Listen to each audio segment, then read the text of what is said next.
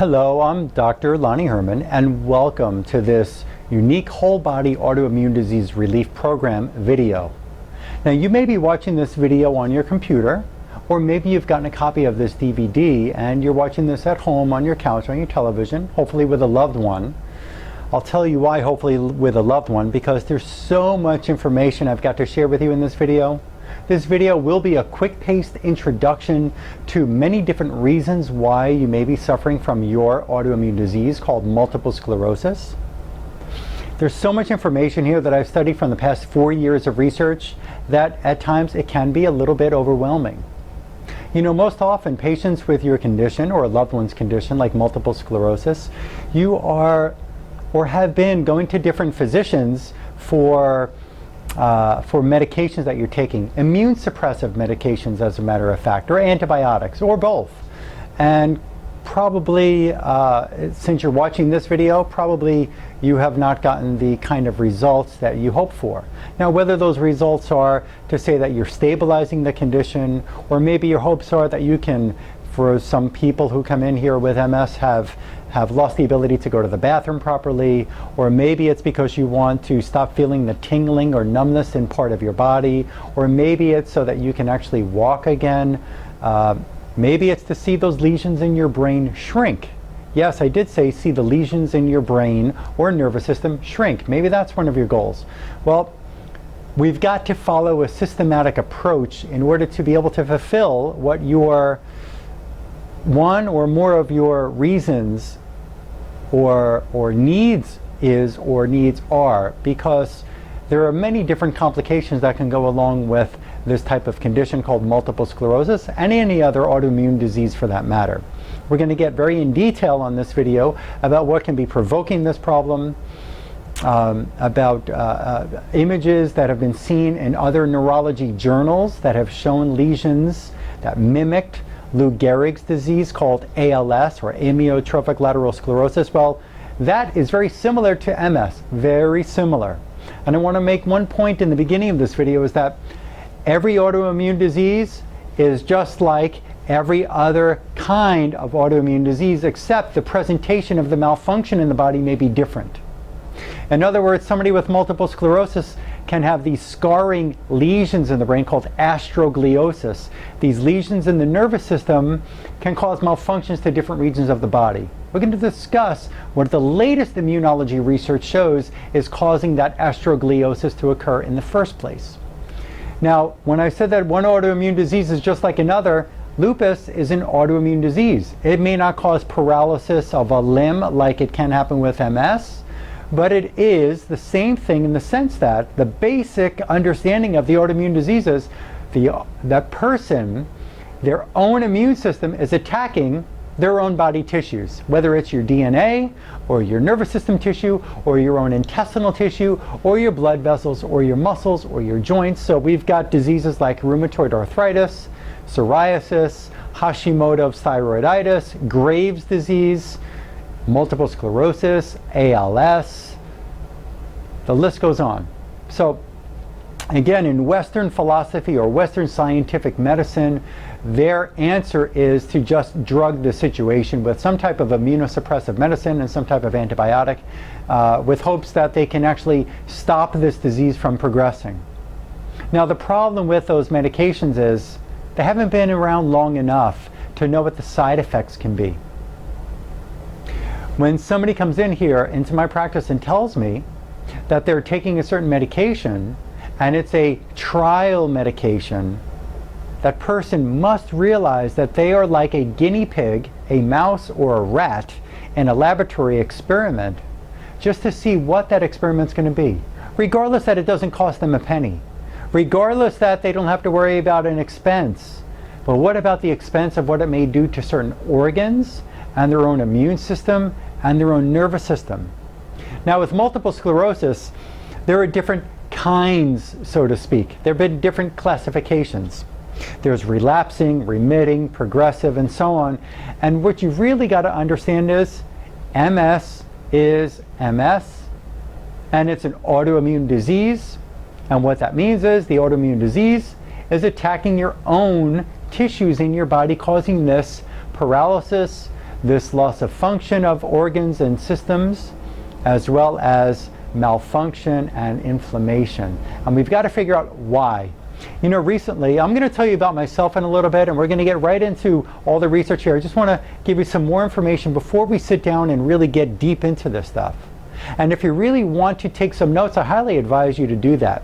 You may get a notebook and a pen and paper, and you may have to pause this because there's going to be so much information to share with you that will hopefully help you to embrace what's going on with your body and realize what it really takes to figure out what's going on with your body to benefit your own individual autoimmune disease. People commonly do tell me that they have to pause the video, that they have to take some notes. Now recently, in my office here, I had a workshop about autoimmune disease. Some of you may have known about that. You're part of an email list. Some of you are just finding out about these workshops. Some of you get to see this again via email or on a DVD that a friend or a colleague or a family member has picked up for you in my own office here. Now, this patient came in the other day, and hopefully if she's watching this, I don't mean any harm to whoever, and I just want to use this as an example without mentioning a patient's name. But my question was, why do you have MS? And her answer was, or something like this was, well, because my own system is attacking my own tissues. And I said, that's right. And I said, but why do you have this? And she said, well, there's an immune problem. And I said, exactly, well, why do you have this immune problem?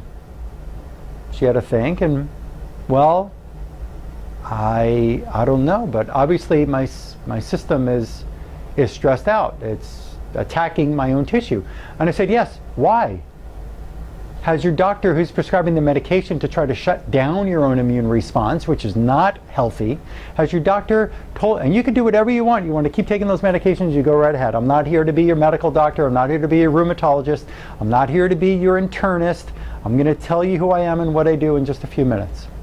But I said to her, what about what's causing this problem in the first place? Or which infections or other stresses in life are causing this immune system imbalance, which causes your immune system to attack your own body? What about that?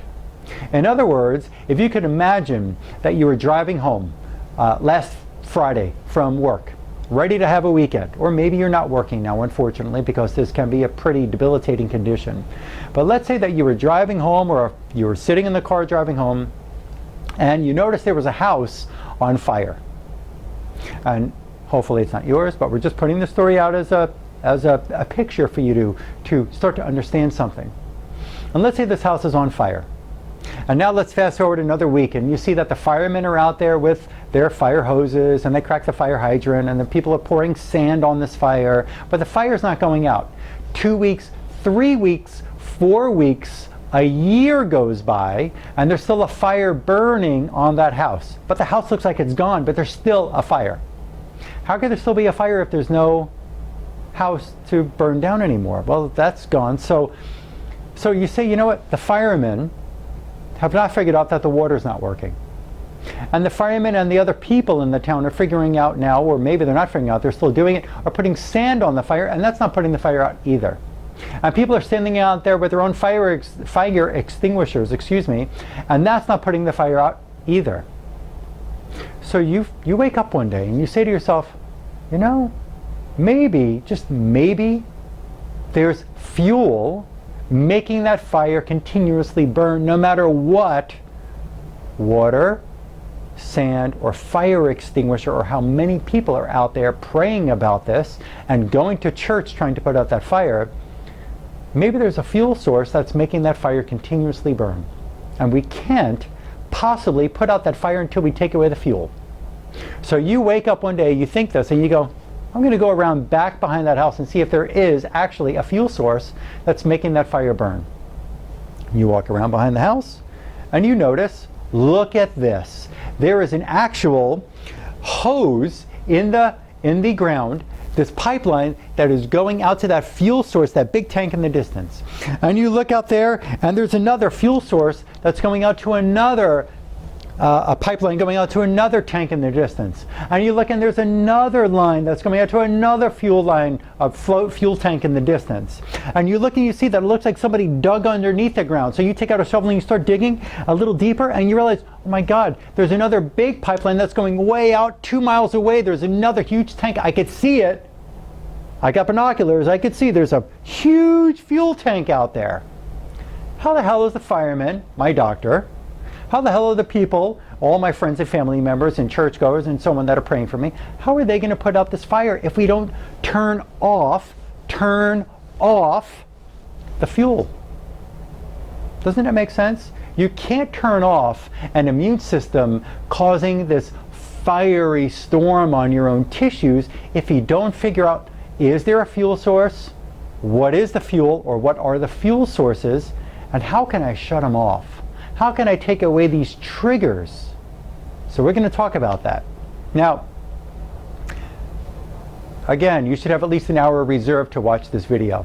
If you don't, come back to it in a little while. If you do, sit down, strap on your seatbelt, take out your pen and paper, and listen up. Now, my name is Dr. Lonnie Herman. I went to school first to become a chiropractic physician.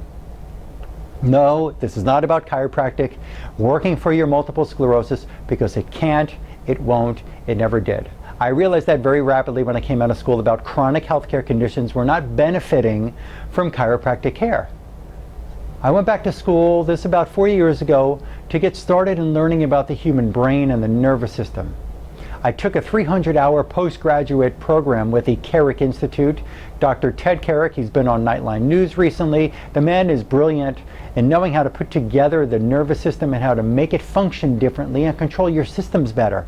It is incredible. This is a functional neurology degree. I completed a 300-hour program in functional neurology. During the functional neurology school, there was a Dr. Karazian. He wrote a great book about thyroid disorders. And he started telling us in school, you know what, it's not just about the nervous system. People have blood chemistry imbalances. People have hormonal imbalances. People have immune imbalances. People have brain chemical imbalances, and these can all lead to neurological disorders. So I went and I took courses to get certified in functional blood chemistry analysis, functional endocrinology, functional immunology, mastering the thyroid gland, neurotransmitters, which are brain substances, neurotransmitters and brain function, developmental disorders of the human brain. I've taken 25 hours of human brain dissection, which was led by this genius Dr. Carrick. I also completed a 150-hour program that the Carrick Institute had created called Neurochemistry and Neuroimmunology and Nutrition. That 150-hour program, I got to study under this Dr. Aristo Vojdani, V-O-J-D-A-N-I. If you type in Aristo, A-R-I-S-T-O, Vojdani, V-O-J-D-A-N-I, type that into your computer and look up autoimmune disease and look up his name, Aristo Vojdani. Just put that into Google or Yahoo or Bing, and you'll see there are over 140 published neuroimmune research papers by this man. He is in the industry of immunology for over 40 years. He's a PhD. He has patented and patents pending on many different autoimmune disease discoveries and antibodies that are not available in Cleveland Clinic, in Mayo Clinic, in Sloan Kettering, in any laboratory that you're going to. There's only 2 laboratories in this country, the United States, that has the right to use his patented research. Nowhere else in the whole world does anybody have the rights to what he has discovered in immune laboratories. I'm going to get into those in a little while. About 6 months ago, this is now September 3rd of 2012 that I'm making this video. And back in around February, I got started with another degree to get a fellowship in integrative cancer therapy. And that's through the school called A4M. I also plan on sitting through their master's degree, Master's of Science degree in oncology that will go through University of South Florida and Tampa, Florida. I live in southern Florida in Fort Lauderdale. My practice is about 15 minutes west of the Fort Lauderdale Hollywood International Airport. We are about 30 minutes north of Miami International Airport. So there are some patients who come to me from South Florida and others who've come to me from other parts of the United States, and still others who have come to me from Canada, from Venezuela, other parts of South America have come to this practice. And you may be seeing this on the World Wide Web, and you've got to figure out, I get emails all the time from England and Australia. I've had emails of people looking for answers. People in the United States are not the only people who suffer from a debilitating condition like multiple sclerosis, and we're going to discuss exactly why. Okay? So my job is not to replace your rheumatologist or your internist or your immunologist. My job, or your hematologist, my job is to help you and not to fight your MS. We're not here to cure any MS disease, and there is no research that shows that you can cure your MS. My job is to figure out what is causing your body to do this to itself. This is like you wake up one day and your own Marines in the country where you live and the police in the city where you live have gone out on the street and they're killing your own neighbors. Why would your own Marines and Air Force and Army and Navy and police and Coast Guard team up and kill your own people who pay the taxes for those protective bodies to exist and survive? Why would they kill our own citizens? They shouldn't, they wouldn't, hopefully never. But what's happening in your body is your own Marines, your natural killer cells, your T cells, your B cells, your own immune system is attacking your own tissue, and you need to find out why. And you need to do your best to get rid of those fuel sources and stop this from happening, and hopefully you can reverse the damage that's already been done and have better function. And I've seen that happen in my own practice without treating MS. We are looking for what's provoking this and getting a handle on it. So let's get into this now. So this is about my unique whole body autoimmune disease program, and your relief will begin when you step outside of your own comfort zone. And obviously you're not too comfortable right now because you're probably, some people are not walking, or they can't feel their hands, or they can't feel their feet, or they can't hold their bowels, or they can't hold their bladder. So maybe you're not comfortable with that, but some people get hooked into the paradigm that it's all about a magical pill. It's all about, they're going to discover this magic pill one day that's going to cure this debilitating, threatening condition called multiple sclerosis, this autoimmune disease. And you know what? Good luck for those companies out there. I just don't see how it's going to happen when you understand what I'm going to share with you in this video. So when I say get out of your comfort zone, I mean you need to step outside the box. You need to stop listening to the thought process that there's going to be this miraculous pill cure one day that's going to fix everything in your world, and you don't have to do anything else besides take the magic pill. Because maybe it'll happen one day. I don't see how it's going to happen when you understand what I'm going to share here. So you're going to have to step outside your box. You're probably going to have to invest some money out of your own pocket to do certain things that are not covered by insurance. And I'll get into that later, but just to handle this right up front here. Insurance companies, when they hear MS, all that they're willing to do, they'll run the MRI, great. They'll run a blood test, great. But they're only going to allow a prescription for a certain medication, period. They're not going to let you look at reasons, underlying reasons, because the drug companies and these pharmaceutical industries it's all this tight woven network that is not going to let you do anything outside of what they say is right. So it's not about your decision if you're only going to stay within the paradigm of your insurance company and the medical world. So we got to step outside the box. Stay in tune and listen to the rest of this video because your life depends on it.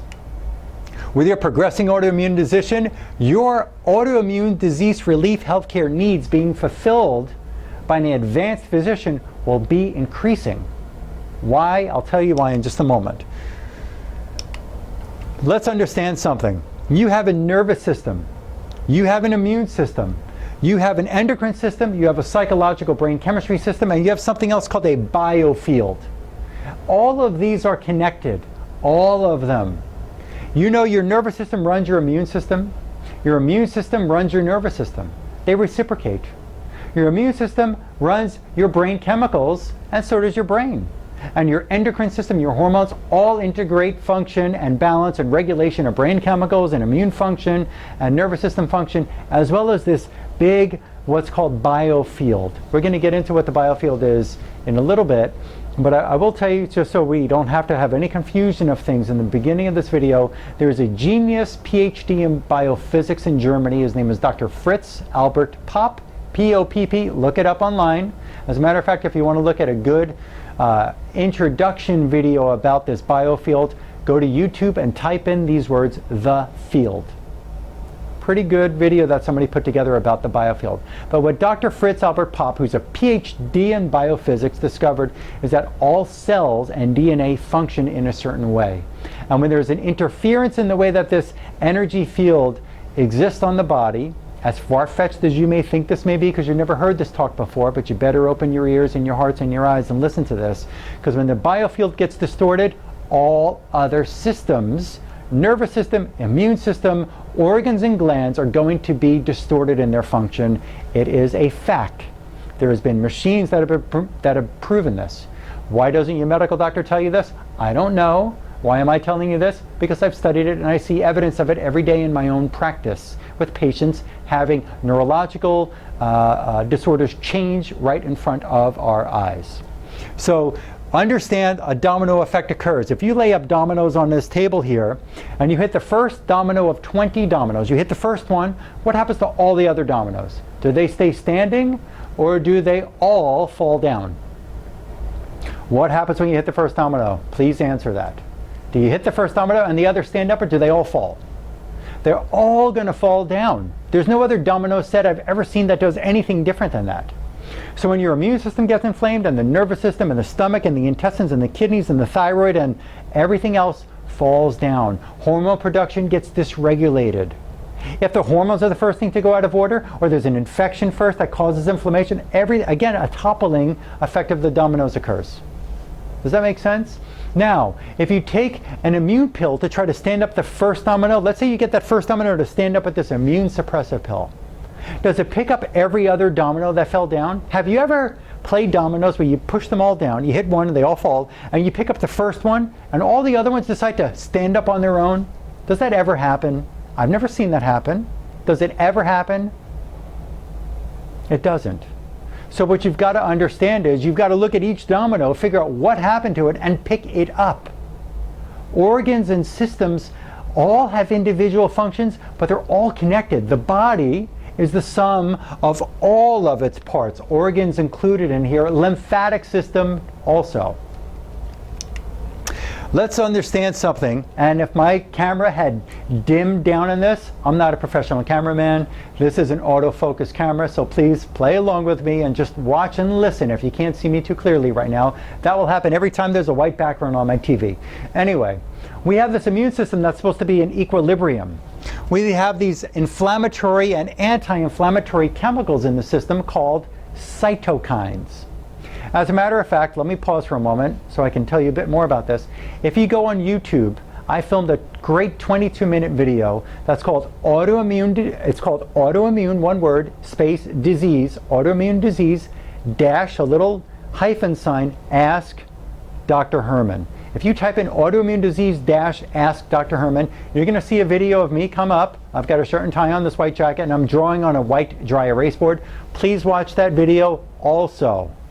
You need to become informed. All right, back to this. So we have this immune equilibrium. So what happens when we get an infection? The Marines go out to fight that infection. They kill the infection. Equilibrium comes back to this immune system. If we get a strep infection, besides needing some antibiotics, let's say, your Marines go out again and they're going to go fight the war. They're going to shoot, right? Come out with the guns and shoot the infection. And then they come back into balance, equilibrium. What happens when you have more than one infection, more than one inflammatory disease or provoking problem?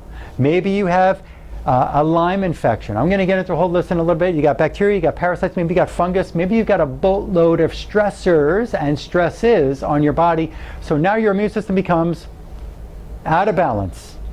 And now we have tons of pro-inflammatory cytokines, these pro-inflammatory chemicals that your body is producing in the response to this infection. And these inflammatory cytokines can actually get up inside your brain, inside your own body organs, tissues, blood vessels, nervous system tissue, wherever they want to go, on your bones, anywhere. And they can cause what's called an activation of your microglial cells in your nervous system. And these microglial cells ravage the neurons, and they cause what's called astrogliosis, which is known as scarring on the tissue, or these white lesions that appear in your MRI study.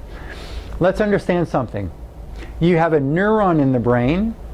I'm going to make it very simple. We don't have to get too deep about the nervous system and the brain structures and all that right now, but you have a neuron and you have a microglial cell. Micro means small. Glial means, in Greek, it means glue. And what scientists believed up until pretty recently was that these microglial cells were the janitors of the brain. They were the nervous system. They would clean up the nervous system from any debris. Recent research has proven that these microglial cells, what were previously thought to be janitors, these microglial cells, actually, when they get stressed by these invasions of tissue, of human being tissue, these microglial cells don't know what to do and they get stressed. And when they get stressed, they actually cause the stress to the nervous system tissue. So now let's take a look at this screen right here. What I'm going to report to you is a web of physiological dysfunction. What do we mean by a web of physiological dysfunction? Well, you ever see a spider lays their web? They've got all of this web that they're building, and they may hang out in the center. But that web can catch bugs that are flying through in any area within that diameter of that web. Well, understand, in your body, we've got to pick from that web and say, is this person having a disease process from a leaky gut problem? Yes, there's proof of leaky gut. I will show you in this video. Sit tight and I'll get to that. Is it from industrial hazardous chemicals that have caused this person's immune system to go bonkers? Is it from toxins in water that you're drinking? And actually, there's so many I couldn't even list them all. There's over 1,000 that I discovered in the research I did. Is there fungus in the system that's causing this person's immune system to go crazy and start to attack its own tissue? Because there's fungus that it got into the brain. Somehow it got across the blood-brain barrier. We'll talk about barriers soon too. Is it from mold infections or excitotoxins, different types of toxins that have been put into your food? We'll get into that in a little bit. Is it from bacteria, parasites? Is it from a Lyme infection, from a tick bite? We'll show you that in a little bit. Is it from a viral load? As a matter of fact, this PhD in biochemistry that I've studied under for the past 6 months now, his name is Dr. Marshall from Premier Research Labs in Texas, told me through research that he's done that since 2005, it was discovered that 35% of our genes in our body are viral genes. And you say, well, I have a genetic disorder. Well, what caused that genotype to turn what made that switch flip on? What stressor or antigen, in other words, what invader, what doesn't belong there, actually caused that genetic switch to flip on and made a viral expression occur in the body? Because the virus is already there, but what's making it do what it's doing to you now? So viral loads, a pH imbalance might be. You may be too acidic in your tissues. We have to do a urine test to find out if that is, and fix that if that is. Maybe your cells are not functioning the way they're supposed to. Maybe there's a medication overload. Maybe there's sugar imbalances and anemia problems. Maybe there's electromagnetic fields that are distorting the electrical frequencies of your cellular function. We are electrical beings as human beings. We are run by electricity. We don't plug into an outlet like we do for a refrigerator or the car. But our body is electric. When they hook up a heart monitor, they're measuring the beep, beep, beep. That is an electrical current monitor that's chasing it's tracing the electrical current going through the different parts of your heart. You have an EEG. They can put up these little pieces on your scalp, and they can measure the electrical current of parts of your brain, called an EEG. EKG, EEG, they're measuring electricity that your body is producing and seeing if the current is proper. Well, with all of the different electrical outlets and devices and satellites. We're going to get into detail about that in a little bit. These can all cause distortion of electrical currents in your organs, glands, and tissues and make things not function normally. And that I can prove to you in my practice. Interference fields. We're going to talk about that in a little bit. But there could be interference or distortion. Besides the electromagnetic fields, there could be distortion of a conduction of an organ or gland or your own immune system because of a trauma or a scar or even some dental work, which I'll talk about in a minute. This can all traumatize your system and not let it run normally. I'll show you all the research in a little bit. Dental work, we'll talk about that. Liver toxicity. Let me just briefly touch on liver right now. Your liver is like in your air conditioning unit, you have an air filter. Your air filter filters the air in the house or your car. How often do you change the air filter in your car or your house? How often do you change the air filter in the house? How often are you supposed to change the air filter in the house? Once a month? Some people have an air filter where they change it once every 3 months. Let's say you are 40 years old and you've lived in the same house for 40 years since you were born. And you and your parents and brothers and sisters and relatives and no person ever came over and changed the air filter in the air conditioning unit in the house. Ew, right? What would happen? What do you think that air filter would look like after 40 years or 50 or 60 years? What do you think it's going to look like? What do you think? Pretty dirty, yeah? Pretty dirty. What do you think is going to happen to the function of the air unit? The air conditioning machine is probably going to seize because it can't even pull the air through that filter anymore because it's so clogged. Well, you know what your liver is to your body? Do you know what it does? Do you know what your liver does? As a matter of fact, let me ask you this question before I talk about the liver. Did you get an owner's manual for your body when you were born? I know that's a pretty absurd question, right? Well, you bought a toaster, you got an owner's manual. You bought a refrigerator, you got an owner's manual. You bought a car, you got an owner's manual. You were given the gift of life with this human being body that's an amazing creation, and you were never given the owner's manual of what is going on with your body, how it works, what stresses it, and how it works. So if you never got the owner's manual, and all you're doing is depending on the specialists of that one thing where they look at you through this little microscope, and they can't see how your whole body is working and what can cause distress, then you need to find another doctor who does look at the whole body and flips through the pages of all the different volumes of their body's owner's manual. So since you never got an owner's manual, please tell me what your liver does. Well, your liver is the detoxification. It's got 2 detoxification pathways, and the third one, which is where the gallbladder comes into play. Your liver is supposed to detoxify your blood. As a matter of fact, your blood runs through your liver every 3 minutes. Every 3 minutes. What happens, here's how your blood runs. It goes and it brings nutrients from your digestion and oxygen. It brings all that stuff to your tissues everywhere from head to toe, eyes, toes, reproductive system, intestines, other organs, heart. And you know what it does? It drops off the nutrients and the oxygen. And then you know what else it does? It picks up all the debris. It picks up all the toxic stuff that was caught up in there through life. We breathe in toxins. We may have eaten or drank or gotten an infection somehow. Different toxic elements. Maybe you had a bite from a bug. That can happen. So what happens now is the blood picks up the toxic waste and it goes back to your filter called your liver. And when it goes back through that liver, you know what it does? It tries to dump even excess hormonal imbalances. It'll dump it in the liver. What happens when the liver filter, like your air conditioning filter that hasn't been changed in 40 plus years, what happens when your liver is toxic? And you don't have to be a druggie or an alcoholic, but what happens when your liver is toxic and you never change that liver filter?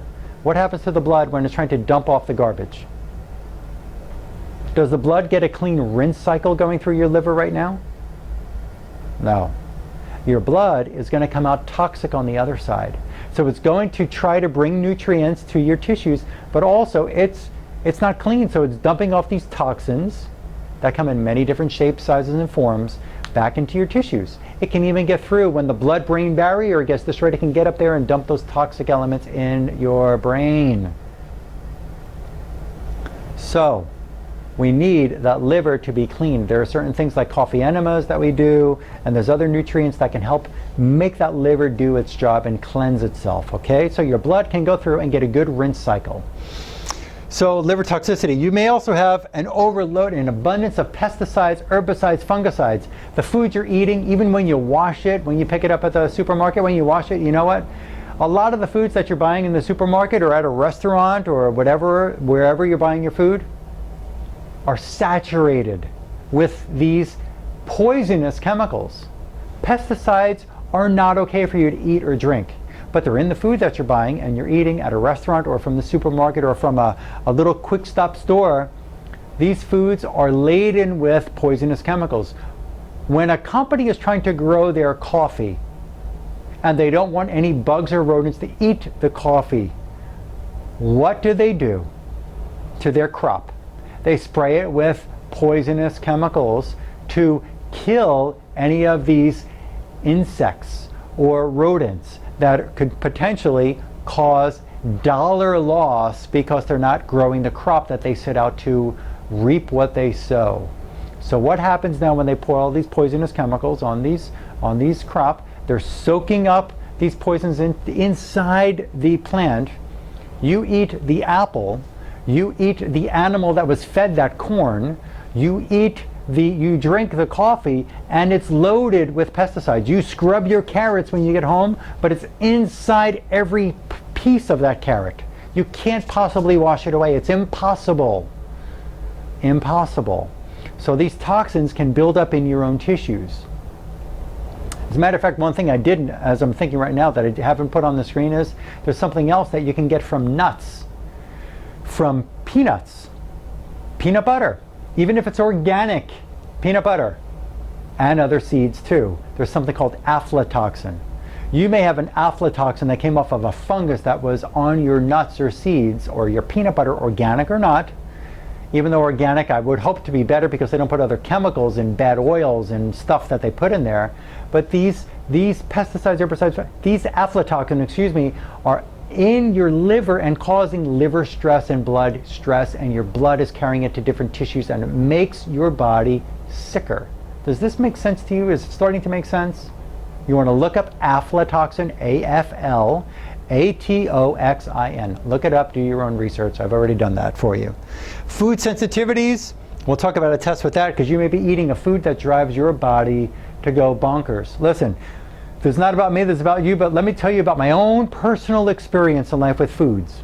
When I was a little boy, and I've got two other brothers, parents, cousins on both sides of the family, uncles and aunts on both sides of the family, grandparents on both sides of the family. I was the only one in both sides of the family and my immediate family who had an allergic reaction to chocolate, tomatoes, and chlorine. Whenever I ate chocolate or tomatoes in ketchup or tomato sauce or pizza or whatever, I'd break out in a rash of hives all over and I couldn't breathe. My respiratory system would get really constricted. I couldn't breathe. I used to have to get injections of steroids in my butt. I hated it, but that had to happen because I was itching all over and I couldn't breathe. When I went into a pool that was just treated with chlorine, and I love to swim, but chlorine, for the first 2 or 3 days after the treatment was done to the pool, I'd break out in this rash of hives and I couldn't breathe. I used to have to get injections. Now I don't feel that happening. It's rare that I eat chocolate and I get a little hive rash that lasts only a few minutes. But I was the only one. My point of talking about food sensitivities here is there's a lot of immune research that proves that certain foods can drive your immune system to go bonkers and make your body get stressed. Now maybe the food maybe the food's not the primary issue that caused this whole breakdown of the immune system and imbalanced the immune system to attack your own tissue, but the food may be now a secondary contributing factor because your immune defenses have broken down and can't rid the body of these food sensitivities. So sometimes we have to take out foods that are causing your immune system stress. And we could find that out with certain expert labs that were discovered and created and user-friendly from a lab that Dr. Vojdani created. Okay? Now that is besides genetically modified or GMO foods. That's something else you got to just get out of your life, because GMO foods are filled with toxins that your body does not accept and doesn't want.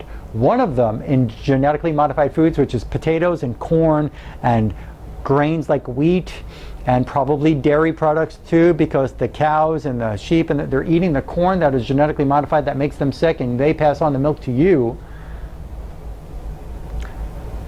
Genetically modified foods there's one of the chemicals that makes it Roundup ready. Roundup is weed killer. They put a Roundup ready chemical so they can spray weed killer on the plant, and the weed killer won't kill the plant but only kills the weeds. When have you ever seen that happen? In your garden, you take out weed killer, it kills the weed and the rose bush. It kills the weed and the fruit plant. It'll kill anything. Grass too. But they could spray this weed killer on the crop and it will only kill the weeds but not the plant that they're growing to sell you food. Why? Because they put weed killer resistant chemicals in it, and that's what you're eating. Next thing is specific organ function. Another thing, there could be emotional blockages in your system because you've been so many years living with this crippling condition and no drug can come out and you're trying everything. So you may say, I want to get better, Dr. Herman, but really your subconscious doesn't believe you could ever get better. Sometimes we have to do emotional retraining. So much to talk about. I could show you when you come in here, but we've got to get past if your body doesn't believe, if your subconscious doesn't believe that you can get better, because you never will get better if you don't believe you can get better. You got to clear out these negative emotions, because there has been proof through laboratory research that your emotions can drive this interleukin-6 cytokine, which is a pro-inflammatory, disease-causing chemical. One 5-minute anger yelling episode with a loved one or whoever, road rage, whatever it is, or your boss, can cause that interleukin-6 to express itself in your body for 3 days. That's like saying, I've got some inflammatory problem, now I'm going to put gasoline on the fire. Interleukin-6 will do that from emotional stress. Nutrient deficiencies may happen. The foods in the United States are not so nutrient dense. Excipients or fillers in food, I'll show you that, and parts of your brain that need to control parts of your organs. Now, this is a web of physiological dysfunction. For the rest of this video, and this is going to take us some time here, we're going to get into the details of each one. If you need to pause this, please do, to come back, because we're going to get in depth of what can trigger and show you some pictures. But this will still move at a very quick pace, and we're going to have a very in-depth understanding, so you can say, I need to step outside of the box and start to do something else for myself, because the medicine maybe halting this, maybe they're telling you that, maybe it's not progressive because you run other MRIs in the past 3, 6, or 12 months. But you know what? I bet that you have these different immune stressors in your system that you got to get rid of. I bet it. I'm certain that's happening in you. Let me show you what a typical protocol has been here for a patient that's come into my practice, and this is one of the patients. Diet change, we had to take out the food sensitivities to stop at least that from stressing the immune system. So at least one of these gang members that was causing the immune system stress was taken away from that. Okay, so 20 gang members, we took out one of them right now. An infusion drink, we had to get some good antioxidants in, we had to get some good nutrients in so the body could absorb it right away, because most people with multiple sclerosis, in stool studies I've done, have a malabsorption problem. They can't get the nutrients into their system. So we take it up in a pre-digested format, which is a liquid with probiotics. They're sitting in these probiotics, which are good bacteria for your intestines. You need those good gut flora.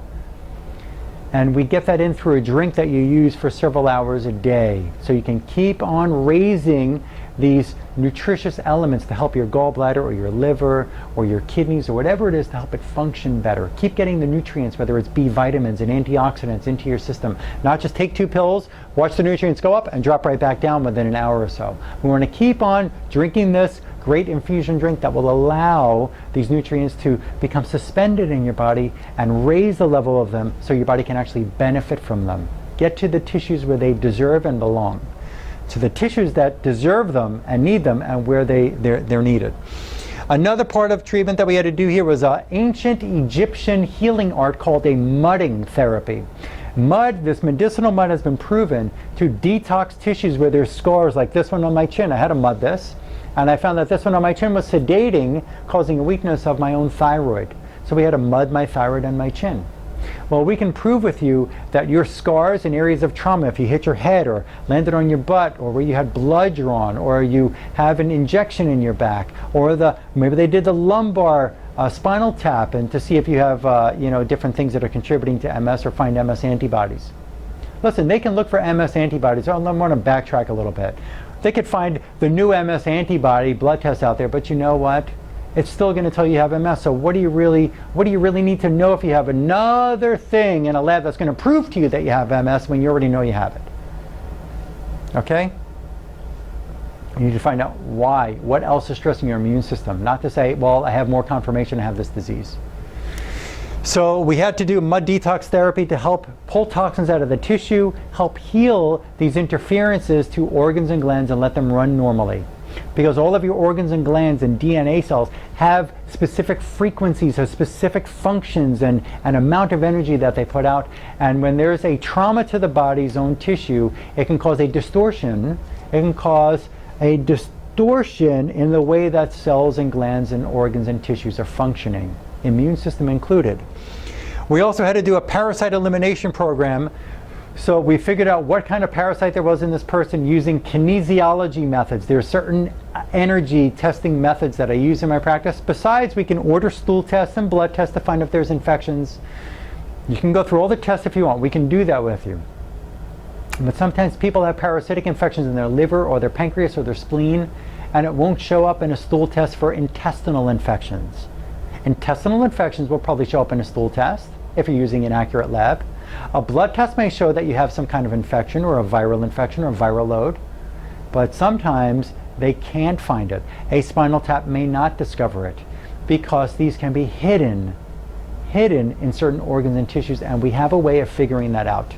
So for this person, they had to do a natural parasite elimination program. You may choose antibiotics if you want. That's going to be a discussion that we'll have if we need to do this work with parasite elimination or bacteria elimination. But we had to put these castor oil packs on their abdomen from ribs to their hips, cover it with a heating pad, heat this up for hours, 3 nights a week while they slept. Or they don't want to do it when they're sleeping, then several hours in the day when they're awake. Because we need to heat up the eggs. These parasites or bacteria can go down and have a party in your intestines, go up into the tissue, lay their eggs, come down and have a party again. So you take antibiotics to try to get rid of this infection. What about the eggs that are going to still hatch in another 2, 3, or 6 weeks, or 2 or 3, 4, 5 months? We got to heat those up, make them hatch early, prematurely, and be able to get rid of those in one fell swoop to get rid of that infection, and we can do that. Brain-based therapy. Some people have a good enough functioning brain where the lesions are not taking over a whole massive area in the brain, where we can actually do specific functions to the brain to make it function better, to take away the tingling in the extremity, or to make the intestines work better, or make the bladder work better. Just as for instance, there are ways to make your brain do a better job when there's weakened function in the brain. And the longer you sit around, parts of your brain get weaker, because all parts of your brain need activity. If you sit and you don't have activity in these parts of the brain, your brain can atrophy, just like any other muscle from lack of use. Leaky gut repair and blood-brain barrier repair. I'm going to show you about the leaky gut in a little bit. We had to do that for this person. Liver detox, I talked about that. Coffee enemas and different nutrients to detox the liver. Castor oil packs over the liver to detox the liver. Supplements for their systems, whether it was kidney help or thyroid help, or gallbladder help, or digestive enzyme and stomach acid help to help break down foods and kill bacteria. We had to do that too. Raise vitamin D close to 100. In this cancer program, studying with some brilliant medical physicians, allopathic physicians, the research is that, you know when you run a blood test and your blood lab says that the low range of vitamin D is 30 or 32 and the high is 100? And you may have come in at a 26, or a 27, or a 30. Let me ask you this question. When you took a math class in school and the high score is 100 for an A+, but you got a 32. Did you pass that test or did you fail that test?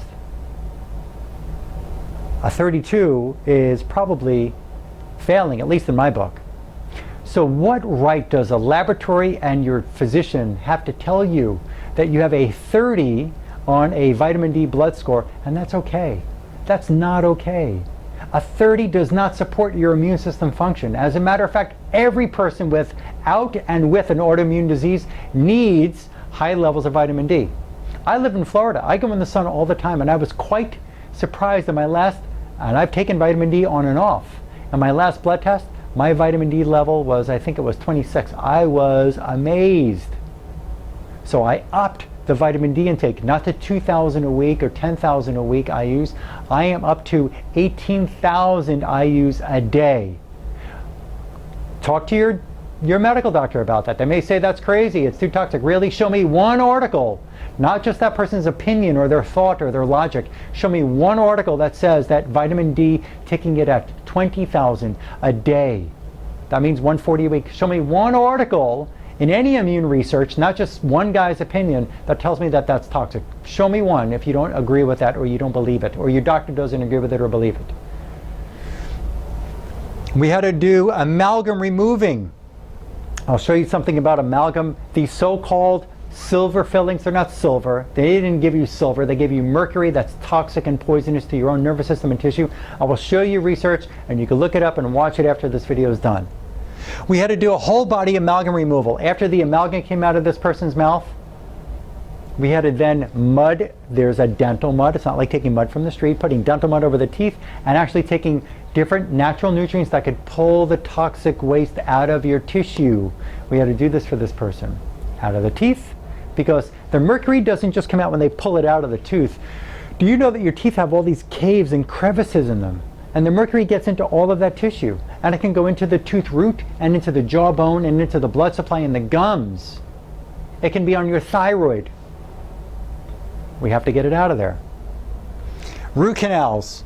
I'll show you why, but root canals have to be healed because they may be bacterial breeding factories. Rife technology. Rife, you'll see on this website, there's another couple of videos about Rife if you're watching this DVD. You go and look up on YouTube, type in Rife. As a matter of fact, if you want, there's another website I have called Hope, write this down, hopeforyourcancer.com. Hope for, F-O-R, hope for your, Y-O-U-R, cancer.com. And when you go on that first home page, scroll down to the bottom of that first page, and there's a video of me with a title about Rife. Click on that, and I put a lot of research onto that website about Rife. Rife was a genius doctor and figured out a way to get rid of bacterial, viral, and different kinds of infections. It is amazing. He was a genius. Watch that research on hopeforyourcancer.com. Rife technology had to be done. Antioxidant support, electromagnetic field protection, EMFs, electromagnetic fields, your cell phone. We had to do things for the cell phone and the house and grounding the house, and different things can be done to block these electromagnetic fields. There's another patient who just came in here with MS into my practice a month ago. Turns out his top priority is electromagnetic field protection. Immune support for viral loads. Some people have these viruses, and we need to support the immune system to help give balance back so it can control the virus in the body, because you can't kill a virus, at least not with medical science. No antibiotic can kill a virus. So this was a typical protocol for this patient. What doctor have you gone to for your immune system has done this, besides giving you some type of medicine like a Rebif or one of these other, gabapentin or some antibiotic? So let's understand, you can have viral loads that cause immune reactions, and this shows a picture of how Epstein-Barr virus can cause immune reactions within the blood vessels. That can happen to you, immune reactions from Epstein-Barr. Lyme disease, you may have had a tick that got on your skin and bit you and injected in what's called these spirochetes, and this toxic saliva protein from the tick can get in and cause these immune reactions. It sends in like this poisonous substance, so to speak. Spirochetes and toxic saliva can get in, And it can cause circulation of this into different tissues, induction of immunosuppression with the tick saliva protein, activation of inflammatory and fibrinolytic, means it can cause fibrosis of tissues. Breaking the blood-brain barrier, which allows invasion of the central nervous system and resulting in neuroborreliosis. What does that mean? If you need to take a break again, I know this is a lot of information, take a break, pause this, and come back. Neuroborreliosis is a autoimmune nervous system condition that appears in an MRI that can cause malfunction in the body, that appears, I'll show you a picture in a minute, it appears like MS or a Lou Gehrig's disease appears in the brain. It can cause these white lesion patch appearances in your brain. So what we're going to understand here, let me repeat this: Lyme's, circulation into different tissues, induction of immunosuppression with this tick saliva protein, activation of inflammation and fibrinolytic system, so it can actually lyse, it can destroy these fibrinogens, it can destroy different parts of your tissues in your body, and break the blood-brain barrier. You have this blood-brain barrier that protects your brain. What if you have this breaking down the blood-brain barrier, and now you have a virus that goes up there and can cause havoc in the brain? Or you have a bacteria that gets up there and that can cause havoc in the brain. Or the mercury that's in your teeth can get up there and cause havoc in your brain. Is this making some sense to you? Resulting in neuroborreliosis. Let's see what that is. Let me first here, on Wikipedia, Lyme disease and neuroborreliosis. A number of diseases can produce symptoms similar to those of Lyme, neuroborreliosis, Alzheimer's, acute disseminated encephalomyelitis, inflammation of the brain, viral meningitis, multiple sclerosis.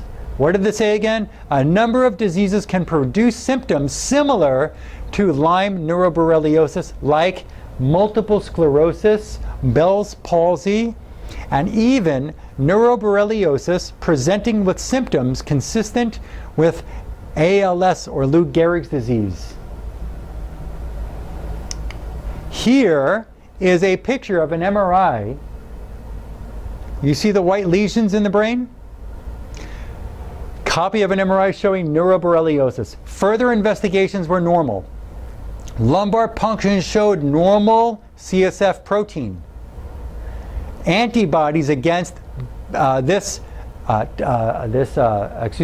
disease infection called Borrelia burgdorferi were not detected in the cerebral spinal fluid, which means on a lumbar puncture they couldn't find proteins, they couldn't find any kind of viral load, they couldn't find any kind of antibodies against the tick bite, and it still showed up with lesions in the brain. So, excuse me, I'm not saying that you were diagnosed improperly, excuse me here. I'm not saying you were diagnosed improperly as MS or not.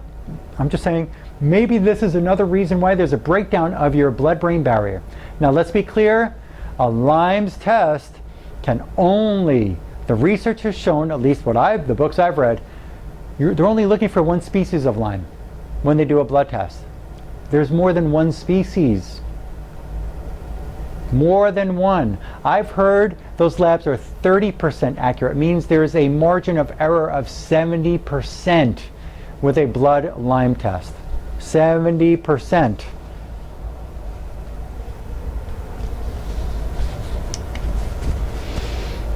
So we do kinesiology testing. There are vials, and you'll have to understand more. Maybe you can look it up about kinesiology, and there's certain doctors who do it right, certain who don't do it right. But we've got to be able to use the different species, figure out which ones they are, and then how to counteract them. Everything I'm going to show you here, there's a way to counteract and clean up your system, okay? Now another cause of autoimmune disease can be dental work, root canals, amalgam fillings, previously removed amalgam fillings, crowns, caps, and even previous trauma to your teeth. I have a patient who came in here a couple of weeks ago, over a month ago, a couple of months ago, excuse me.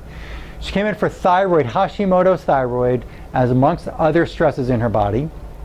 And it turned out that her teeth, not only is there some other dental work that was done, but she fell when she was very young, and those two front teeth jammed up into the tissue, into the jawbone. A dentist had to pull them down without extracting them, had to pull them back to set them in the right place. When we tested her body, those teeth still caused a stress to her reproductive system. When we touched those teeth and we could use our body as an electrical conducting device, we found that those teeth were stressing the organs here. So what about root canals? Well, your teeth remove or treat any source of infection in your mouth or GI tract. Your teeth have been linked to rheumatoid arthritis problems, cardiovascular problems, lesions in the brain like what MS or Lou Gehrig shows, and even can cause destruction of the gut lining. We're going to talk about that a little bit. So root canals can lead to chronic infection, bacterial infections. Listen, they did a study back in about the 50s or so. The Germans did a study on a root canal where they put ink into the tooth and then filled it and then sanded it down. And within 30 minutes, the ink from that tooth, there were spots of the ink on the person's tonsils. Another person, they did a study where they put iodine in that tooth, and within in 3 hours or 4 hours, all that iodine was all over that person's thyroid. Studies have proven, look this up online, called Dangers of Root Canal. Studies have proven, and this is dental studies for over 100 years already, or about 100 years, let's put that without exaggerating. I think it started in about 1920. Weston Price, a dentist, discovered bacteria in the root canals. When they do a root canal, you can't get every crevice filled in the tooth. It's impossible. And what's been discovered is that these teeth that were root canaled, and whether they cost you $800 to have the root canal done or whatever it was, that root canal can be a breeding factory for bacteria, causing bacterial infections chronic in your body. Those bacteria produce two kinds of substances that I've learned about in immunology research.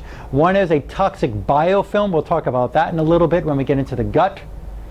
This toxic biofilm that's like a poison to your tissue can be in your blood vessels everywhere if you got these chronic bacterial infections. And it produces something called a thioether. And the thioether is a toxic substance very similar in structure to mustard gas, like World War I mustard gas. Yeah, look it up online, thioether. Go type it in and do your own research, folks. It's on the World Wide Web. You can look it up.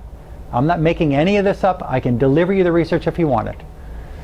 So thioethers can cause destruction of the mitochondria, which produce energy in your body. And these thioethers can lead to destruction of function to all tissues, nervous system, immune system included. Mustard gas is not something you want to breathe in or drink or eat, is it? So these bacteria can be chronic in the body from a root canal. Sometimes we could save it with some remediation of the dental work, and sometimes we can't.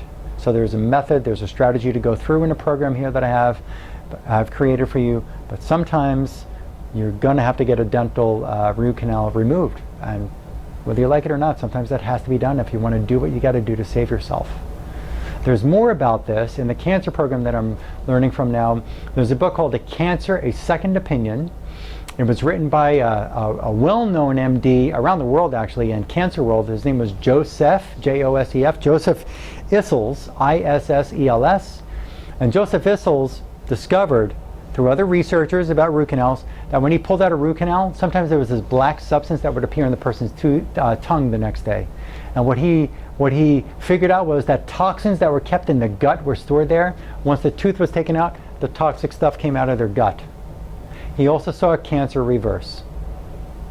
Dr. Weston Price, who did the dental work, found that when he took a tooth out, this was an aha moment for Weston Price, that when he took a root canal tooth that couldn't be saved, he took it out of the person's mouth, their disease in their body disappeared. Rheumatoid arthritis disappeared. Cardiovascular disease disappeared. He took a chip of that tooth and put it into this, cut open the belly of a rabbit, put in the chip of the tooth, sealed up the rabbit's belly, and within days, the rabbit came down with the exact same disease the person had. The person's disease reversed, the rabbit contracted the same disease, and then later died. He did this more than 100 experiments. There's another dentist, look him up, Hal Huggins, H-U-G-G-I-N-S. You see about the root canals and see about the mercury in his research. But just go and Google dangers of root canals, learn. Amalgam fillings, I can talk forever about this, but look here, go to YouTube and enter in the search box There's two things I want you to write down and go do your research, because if you want an appointment here to start reversing the damage to your immune system, you got to watch all the stuff I'm sharing with you anyway. We don't start people up until they've done their research and know what they're getting involved in. Smoking teeth equals poison gas. Type that exactly the way it said. Smoking teeth, the equal sign, poison gas. Type that into the search box on YouTube and click on that video and watch it and listen to it and see what comes off of the mercury filling, and it could be poisoning your body. Also on YouTube, type this into your search box. How mercury causes brain neuron damage. University of Calgary. And that was even more scary, even more eye-opening, even more heartbreaking when I saw that information. I was amazed and disgusted. You know that a dentist is told when they buy that mercury filling that goes in your teeth, or that they previously took out that still may be in your body, they're told not to touch the mercury. Use gloves, put on a mask. Prepare the office. It comes in a biohazardous box, a label on it, biohazard. When they put it in your mouth, it's all of a sudden okay to have that biohazardous material in your mouth to let you eat with for the rest of your life? Why? When they do the mercury removal, you know that it's a crime if they just take it and throw it in the garbage or flush it down the toilet? Do you know that they're told when they're removing the mercury, it's got to be done a certain way? Maybe your dentist did it and didn't do it properly if you've already had it done. If you haven't done it, you want to get it done, there's only certain dentists who know how to do it the right way. They're trained specifically for this. And when somebody comes to my office, if dental work is part of your priority to get taken care of, there's two doctors so far I've created a relationship with. No money exchange, just the right thing for you, because my job is about getting you results. Results for you, not just prescribe you a medicine and, oh, let's hope for the best, or not hope, or just don't know and guinea pig you. There's dentists who you could see here in South Florida. You may have to get a couple of weeks of appointments with them. And they're pretty booked. They do a lot of work for people. And I've sent over people to them. And they are high quality people with high quality efforts and knowledge that's going into the proper mercury removal. But when you watch this video, how mercury causes brain neuron damage in the University of Calgary, Canada, they did a study where they put mercury onto a petri dish where this nerve tissue is growing out on the petri dish and growing and making new connections and getting bigger. They put mercury there and the nerve tissue shrivels up. Watch that, learn. Because if it was in your mouth already or you had it removed already, it could still be in your tissues and we need to get it out, and it could still be causing immune damage and neuron damage. Neuron damage, that's brain damage, that's MS lesions. Interference fields, there's a lot to share with you. Another section here about interference fields. These are scars and traumas that can sedate the function of a gland or organ. And it can actually act like a net, where you're taking nutrients to get into your system, and you know what might happen? Those nutrients may get caught in the net and not go to where you want these nutrients to go.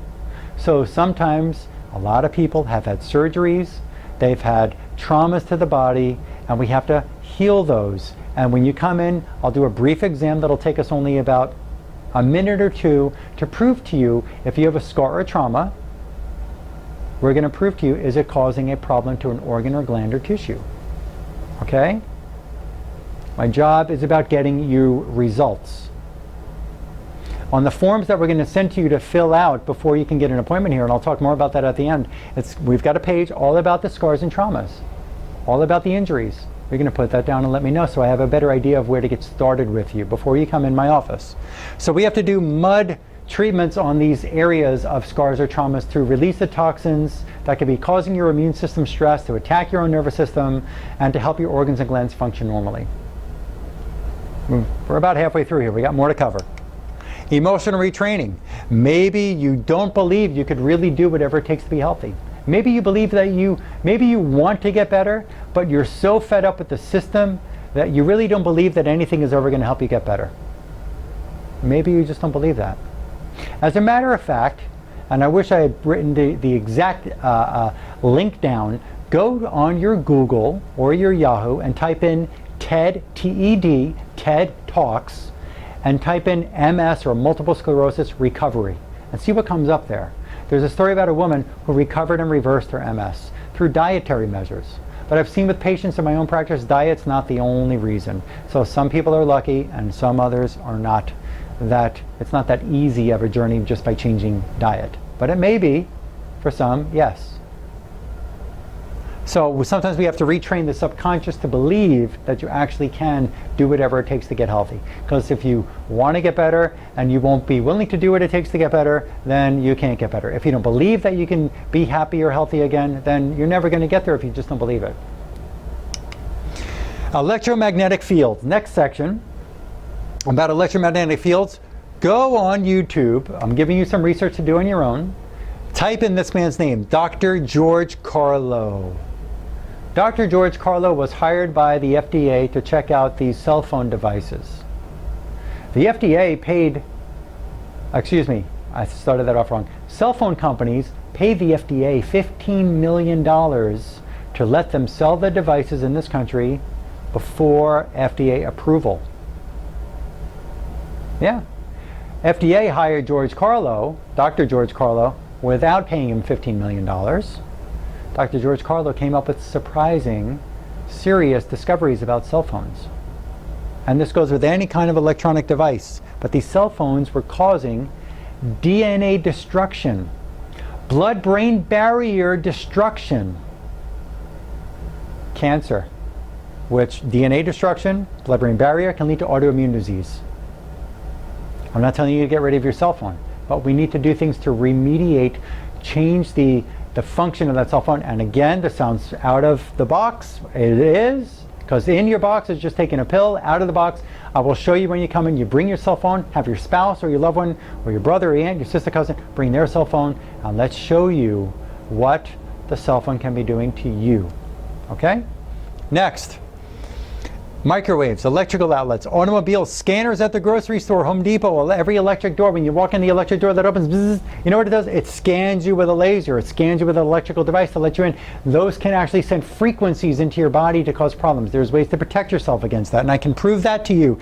Everything I'm talking about, proof, I can do here in my practice with you. Computers, video cameras, cell phone towers, radio waves, satellite dishes, remote control, the earpiece from the cell phone. I don't keep my I don't keep my cell phone up to my ear. I have the earpiece. I keep it in my purse or in my pocket. It's the same thing. That cell phone is picking up the current from a cell phone tower. Don't think for one instance if you put the cell phone outside of your body and keep it in your purse or your briefcase that it's okay, that it's not causing you harm. It is, because those can project electrical currents, electromagnetic fields for several feet. I've seen it go as much as 7 to 8 feet away from a person.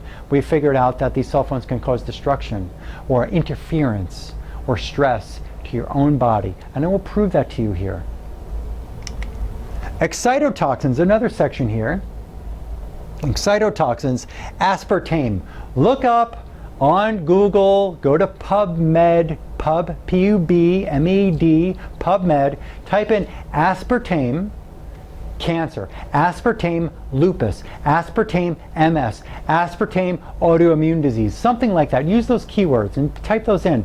You know that aspartame, sweet and low, the fake sugars that go into your food, this is a toxic, poisonous chemical for your body.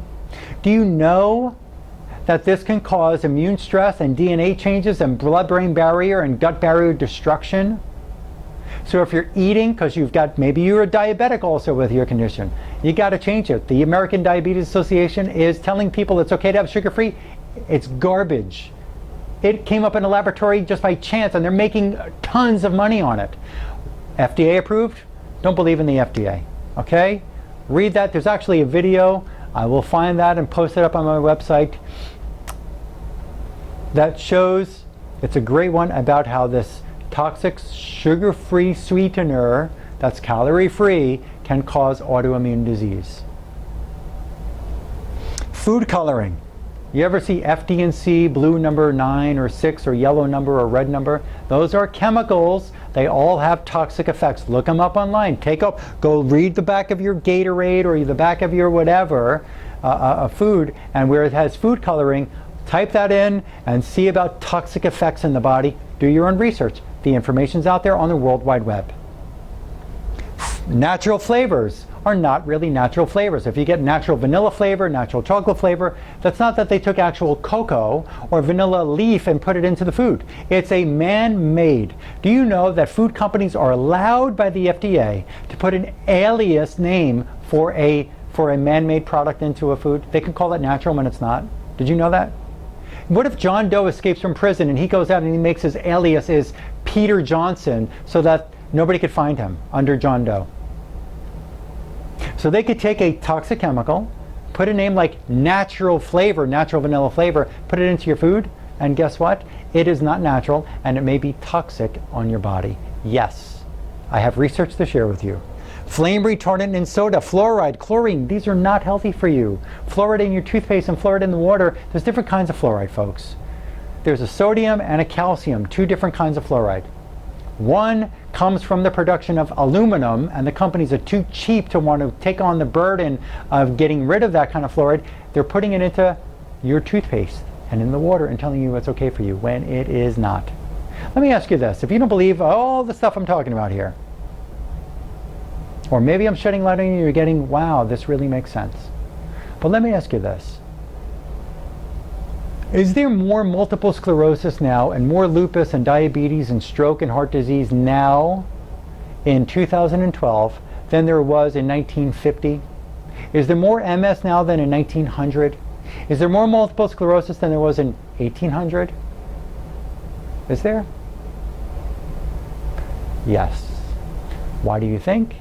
Because of various toxins and various things that are going on in your environment that are bringing this on into your life, in your world, your immune stress on your nervous system. Okay, another topic here, excipients.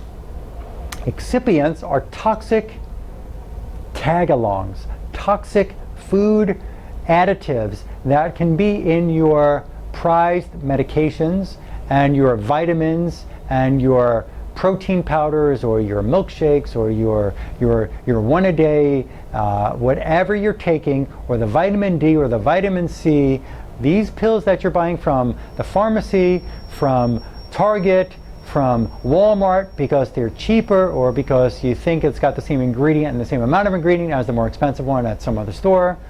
Most of these products are being produced cheaply with toxic fillers. So there's a lot of them, but I just highlighted some in yellow here that I see very common. Magnesium stearate, cheap lubricating agent. Research shows immune compromising. Natural flavors, another name for MSG, well-known neurotoxic agent. Titanium dioxide, used for color, liver toxic. Liver needs to be clean. Nervous system needs less toxicity. Immune needs to not be compromised, right?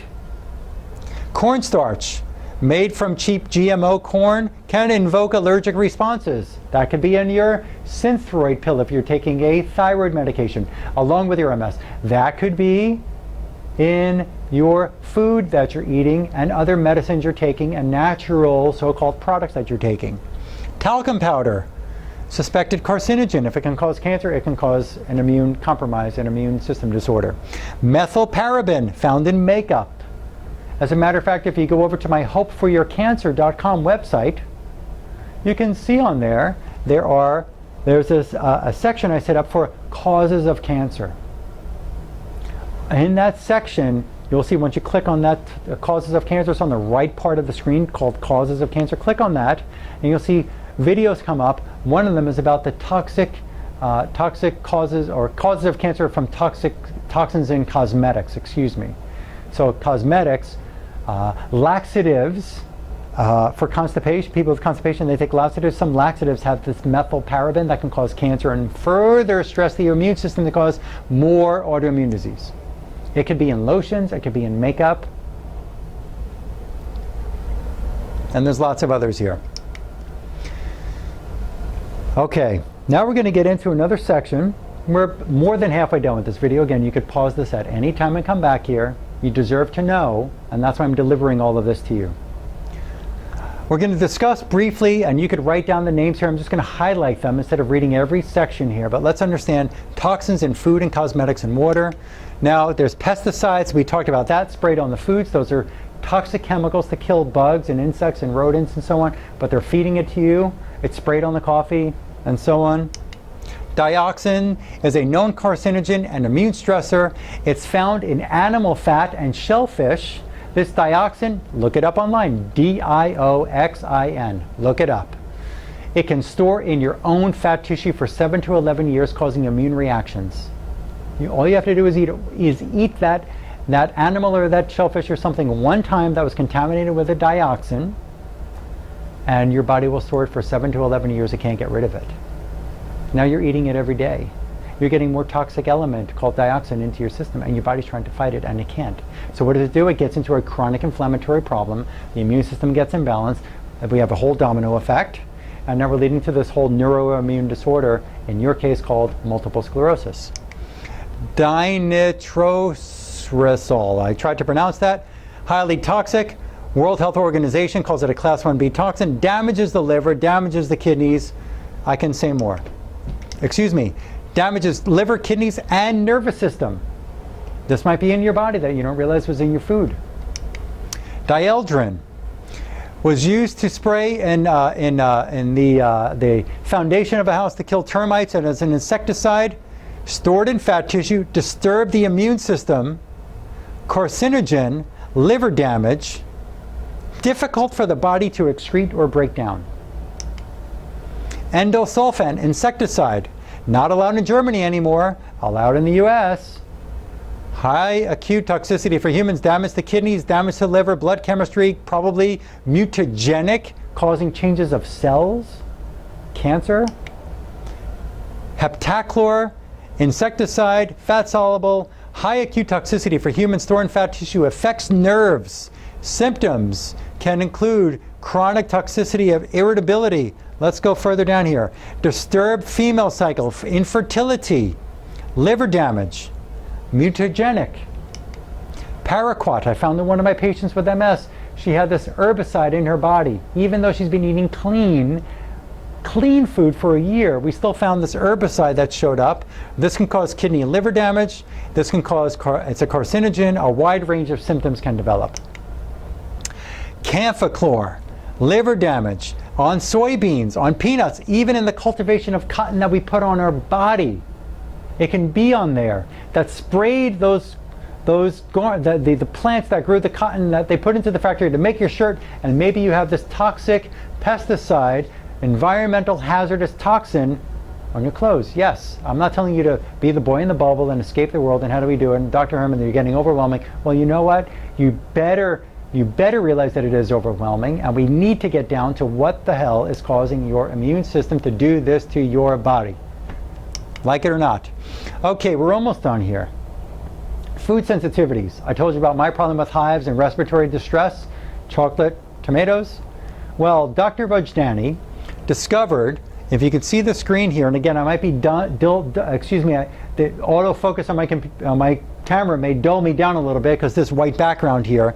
This is a copy of a page from this lab called Cyrex, C-Y-R-E-X. Look it up, and actually on Cyrex Lab's website, they got a great little video. It's a 3.5-minute video about an intro about how gut, brain, gut immune system. I will put this on my MS website called browardms.com. That's going up there as well if you're watching this DVD. And you can check out Cyrex Lab's website, check out my website. You will see this video on the website as well, okay? He figured out that some people were told that they were not gluten sensitive. Gluten is a toxic protein found in wheat and some other grains. He discovered that there's actually 24 different cells, 24 different ways gluten can be discovered in the body, not just one. So when you go to a blood or a stool lab that your doctor sent you to find out if you have a gluten problem, and they're only running one cell and it comes up negative, what about the other 23 that were discovered in research that your doctor doesn't know about? What if you have number 10, 11, 15, 19, 21, 2, and 23 that are going wrong? What if you just have number 15 and all he looked at was number 1? And you have number 15 that's causing a reaction in your immune system that makes your immune system stressed and attack your body. I'm going to show you very cool research about gluten, but I'm going to show you an MRI of a person's brain who took out gluten. But understand this. 24 different ways that gluten can affect your system. We got to find it. It's not just one that they looked at. So you may have been unlucky and told that you were not gluten free, or you didn't have to go gluten free because your doctor doesn't believe it, doesn't get it, whatever. But you know what? You may really have a gluten problem and your doctor still didn't do what's right. So step out of his office, step out of the box and start looking around and learn what needs to be done for you. So Cyrex Labs, you got to run this test. It's $325. There's another lab. What Dr. Vojdani, this brilliant PhD in immune system, discovered was the protein structure to gluten. If that's causing stress in the body, he discovered that other foods have similar protein structures. He discovered this under the microscope. Corn looks very similar to gluten or wheat. So let's say the wheat protein structure, I'm going to make it very simple to understand. Let's say the protein structure is this format, A, B, C, D, A, B, C, D, A, B, C, D, A, B, C, D, and that's wheat, gluten. And then he looked at corn, and it was A, B, C, D, A, B, C, D, A, B, C, D, A, C, B, D. Aha! Almost an identical match. The protein structure was so close that the body couldn't tell the difference, even if it was organic, and the body was getting stressed. So it may not be genetically modified, but it is not, and it's organic, but the structure of the corn itself may be causing your body a problem. So he discovered with tapioca, with eggs, with soy, with sesame seeds, with hemp, with rye, with barley, with cheese. And it's not about lactose intolerance, it's about the protein and the fat in the dairy product of a cow, of a sheep, and of a goat. Rice, potatoes, yeast, corn, even the gluten-free grains that are in the gluten-free boxes of cereal, gluten-free boxes of cookies and pancakes, those grains you may have a problem with. I want to tell you something else that was actually pretty disgusting. I went shopping with my wife the other day, and just as I'm learning about different toxins in the environment, and I go and I pick up a box of Fruity Pebbles because it said gluten-free on it. So people tell me, yeah, I went gluten-free. Well, how do you know? Well, I'm eating the gluten-free cereal, and okay, all right. Even though you may have the other problems too. I look at this gluten-free, it was maybe Cocoa Pebbles, I think it was. And when I turned, and I'm not knocking them, you want to eat it, fine.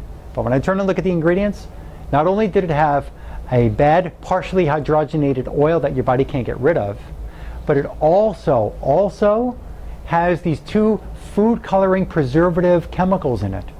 BHA and BHT in a gluten-free food.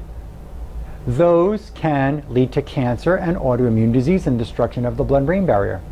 So you're going to have to learn how to read food labels, and that's part of my job. Part of my staff and my job is to help teach you how to eat and what not to eat, and what you've got to do to read the labels and be careful. So we're looking at these two tests, 325 and 225. Those are a great way to find out without any guesswork, without any troublesome diaries of your diet, which you can do it without these, but it's going to take some time. You're not going to know all the reasons why you have destruction in your system. But doing these, there is no lab better at determining if you've got gluten and other grains problems in your body. This was before and after. This came out of the journal is called Neurology 2007, and this is a case of celiac disease mimicking amyotrophic lateral sclerosis. And this is before and after the dietary change. That's right, celiac disease, gut problems, which I'll show you in a slide in a minute. Gut problems caused lesions in the brain. I don't know if you can see this clear. I could show you again in my office if you come in.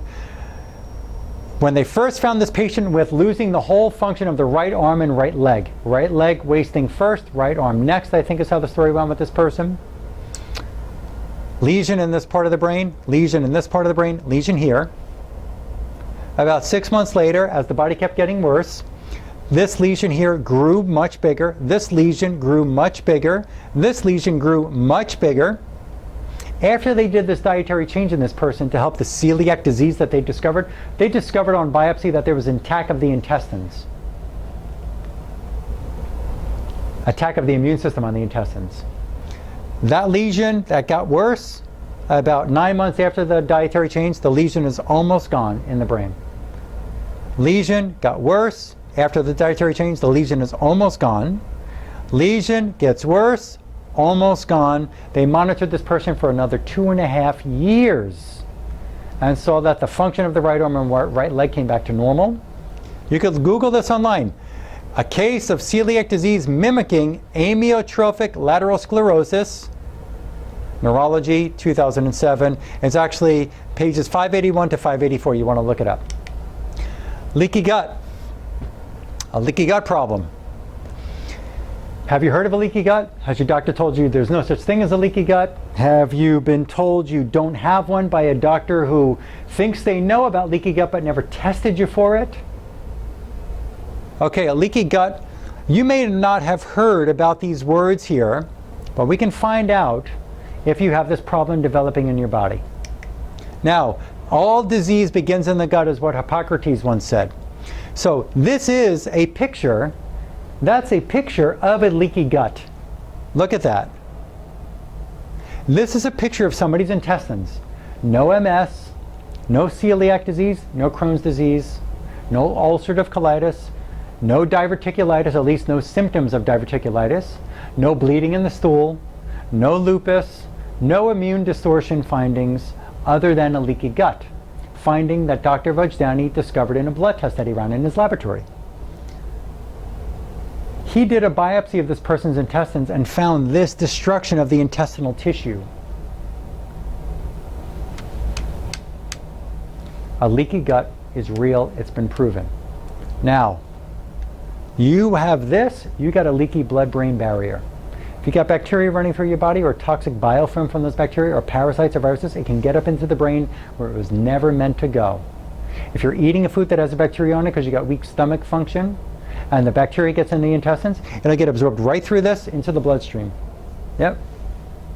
If you got a fungus that's in there, right into the bloodstream. It can affect any tissues in your body. Your liver, your kidneys, your brain. What causes leaky gut?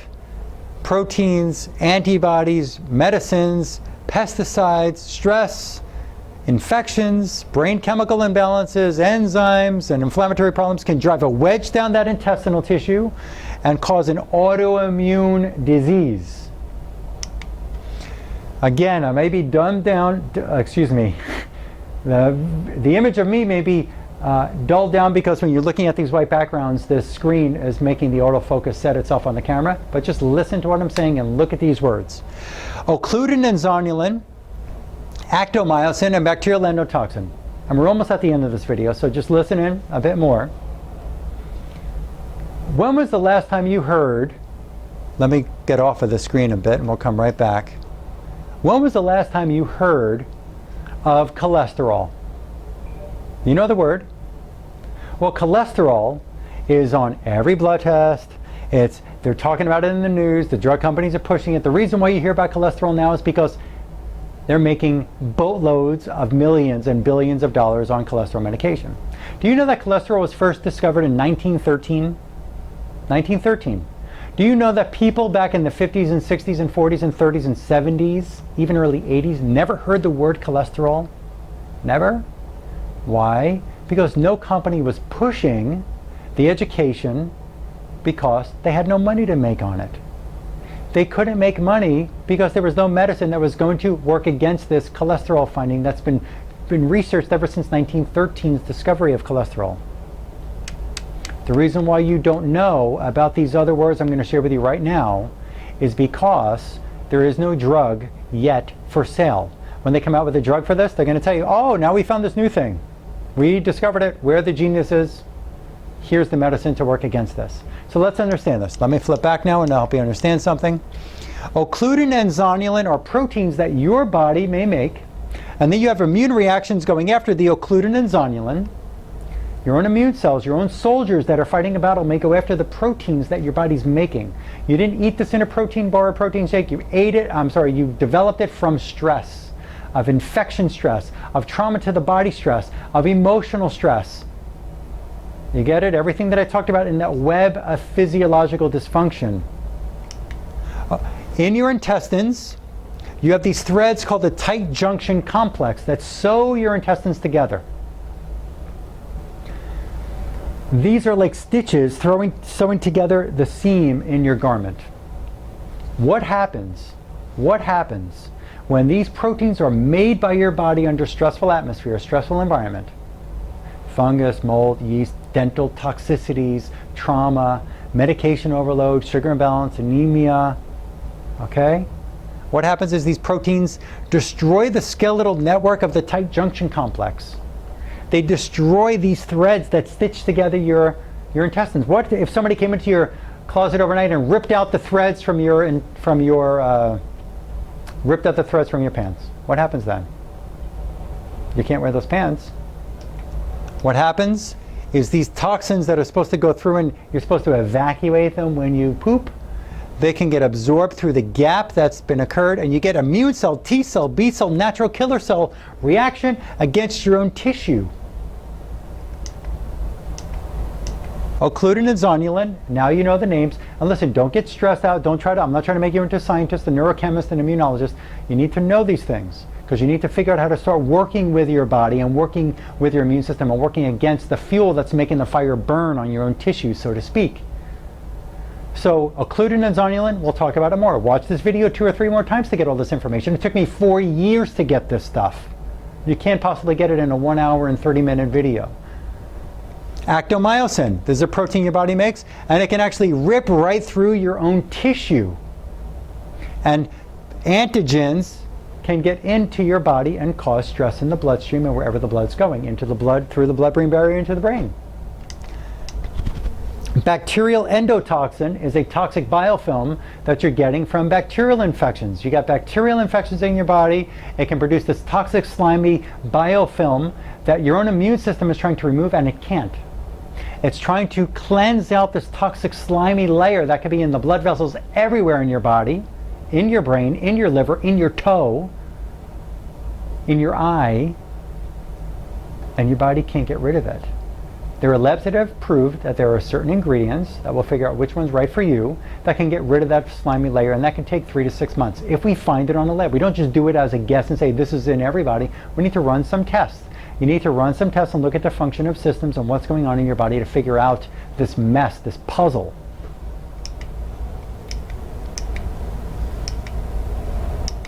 There are other tests that can be done. There are other immune tests that we can do, and gut tests. There is a bug test for the stomach. That's a breath test. There's a stool test to look for other fungus and antigens and probiotic levels in the gut.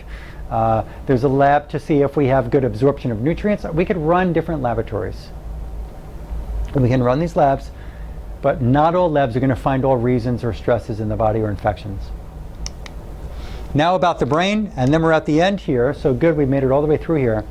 In functional neurology world, what I've learned is how to assess the human brain. And I can talk a lot about this, but it's going to take figuring out when you come in if we need to really get to this. Because some people with MS have been unfortunately debilitating condition has actually left them paralyzed in a wheelchair. And we need to be able to reverse all the damage in the immune system before we can actually pick up the piece of the domino for the nervous system. So, but the nervous system is amazing and it can regenerate. There are specific ways to get into the frontal lobe without surgery to activate the frontal lobe better, activate the parietal lobe, activate the cerebellum or the brainstem, and make the body function better.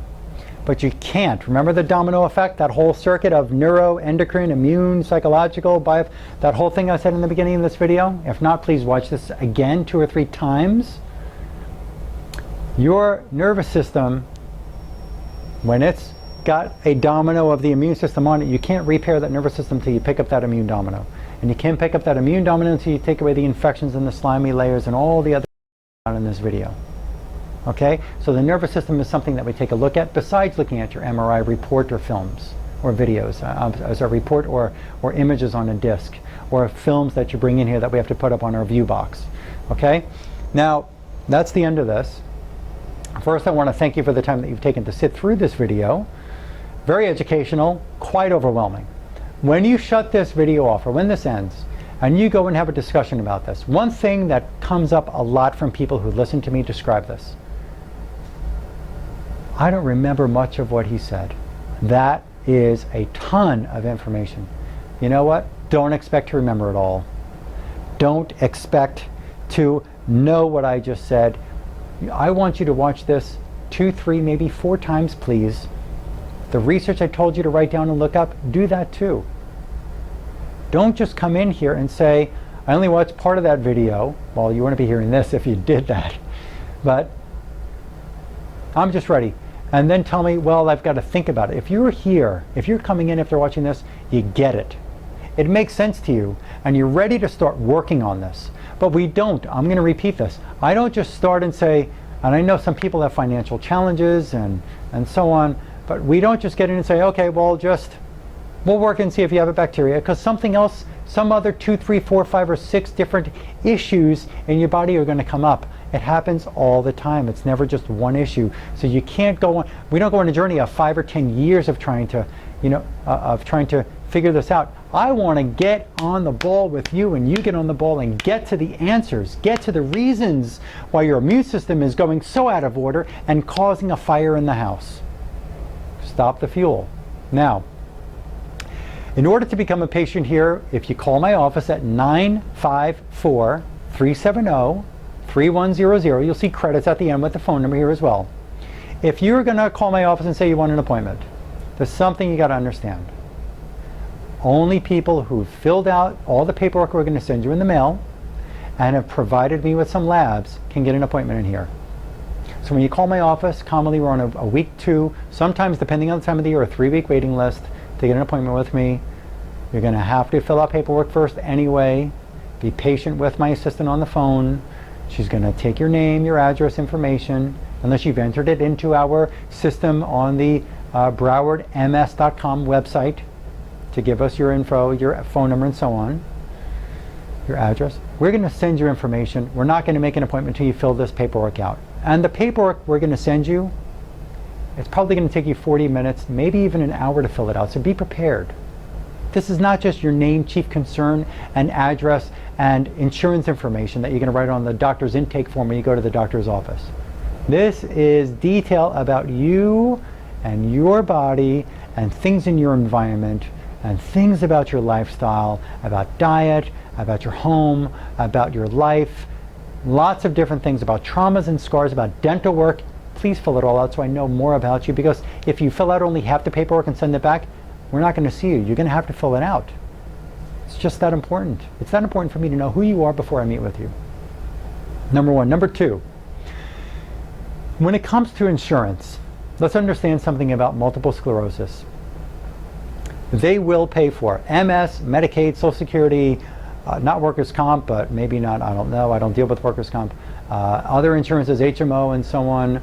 They will send you for a brain MRI, they will give you medications, they will pay for a lumbar spinal tap, they will pay for a blood test. What they won't do is look at these reasons that I'm talking about now. Medicare, Medicaid, Social Security, workers' comp, I don't work with. They don't pay me. They don't pay for certain labs that we order. They won't pay for the work that I do. It's not that I don't take that insurance. I wish I could. I wish I could. They won't pay me because they don't believe in this stuff. They are not your doctor. They are just a company who doesn't know everything about the human body. They don't know.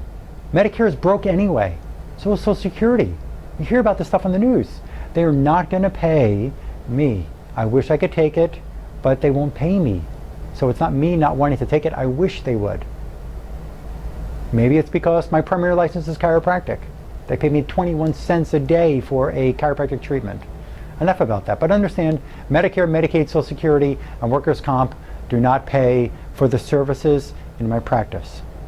HMO insurance policies, no matter which policy it is, will not pay for my work. Number 1, they are not really a health maintenance organization. What HMO means, they don't maintain or improve. Actually, they're not called a health improvement organization. They should be called HIO, Health Improvement Organization. They don't do this stuff. I'm not contracted with any of those companies. They're not going to tell me how to run my practice to not benefit you. I'm going to run my practice, learn skills to benefit you. So HMOs don't go here. And if you have Medicare, as I've heard this too, I've already said Medicare, no. If you have Medicare with a supplement or Blue Cross or ARP or whatever, no. Medicare governs it. The secondary insurance, even if it's the best in the country, is not going to pay for these services. When it comes to a PPO plan, first of all, we've got to understand, if it's Humana PPO, I will not take Humana. Humana will not pay me a dime. Humana has this thing, I don't know what it is. I billed out a family's insurance 5 years ago, this family of 4 coming into my practice. I didn't get paid for 6 months and only got paid after months of work on all of the family members here when I was only doing chiropractic. Not into this whole discussion I'm having with you. They paid me $25. $25, not $25 a day, $25 total. I could not do anything about it besides get angry and then make a decision not to take Humana ever because they won't pay me. When it comes to other PPO plans like Blue Cross or Cigna or Aetna or United Healthcare, those are the common ones out there. Sometimes they have phenomenal benefits, sometimes they have bad benefits. Sometimes they have high deductibles like $10,000 deductibles that makes it pointless to even bill. Sometimes they have $5,000 or $2,000 deductibles. I'm an out-of-network physician. You calling up and asking your insurance, do you cover all this work that Dr. Herman talked about? They're going to go, we don't even know what that is and we can't make a decision on that now until we get the bill. We called up, we know how to do all that investigation for you. So if you have a PPO plan, it might help you with part of this program, but not really going to do it all for you.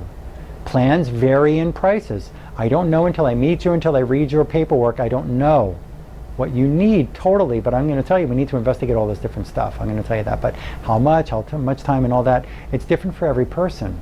Please understand that. We don't know an exact price for you, but it is going to, it's a few $1,000s of what we've got to, the effort I do to put in. There are supplements, there may be some labs, there's work in here.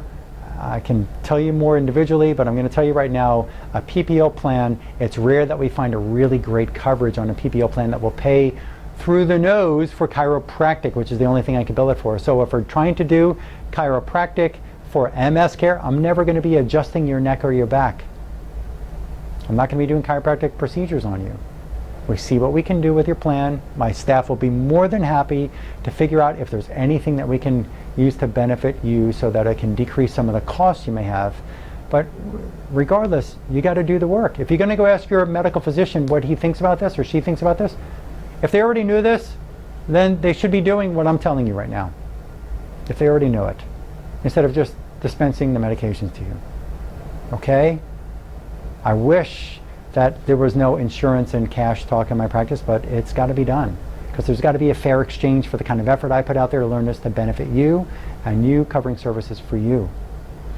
So watch this video 2 or 3 times, maybe 4 times, take some notes, do some research, call my office 954-370-3100. You can find us on www.browardms.com. You'll see that coming up at the bottom of the screen and some credits at the end here. I look forward to helping you. I wish you the best, and thank you. That's it for now.